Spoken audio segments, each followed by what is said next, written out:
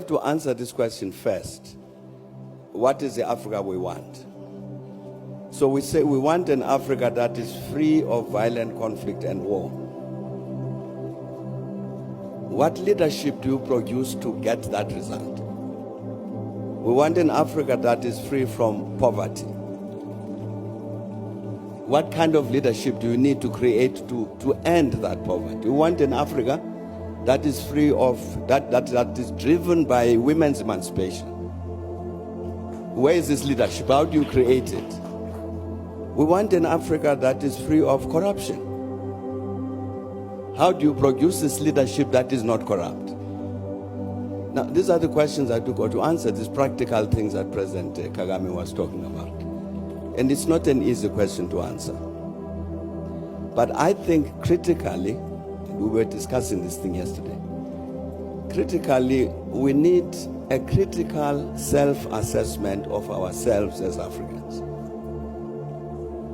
To say, as President Kagame was saying, we've been discussing this thing about the quality of leadership, challenges we face for a very long time. But when have we sat down to say, now let us assess, no, you Thabo Mbeki, were president of South Africa for so long. Let's assess your performance. Did you provide this kind of leadership that is suitable for this Africa that we want? Where did you go wrong? We got the African peer review mechanism, which President Obasanjo can speak about. That's part of what it was supposed to do, so that we sit as peers to say, no, but the President, you are misbehaving. You are stealing public resources. You've accessed power in order to put money in your pocket. This is not the leadership we want.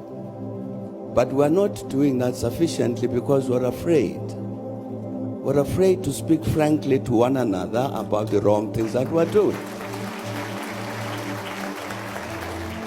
And I think if we don't do that, we will meet a century hence to discuss the same question.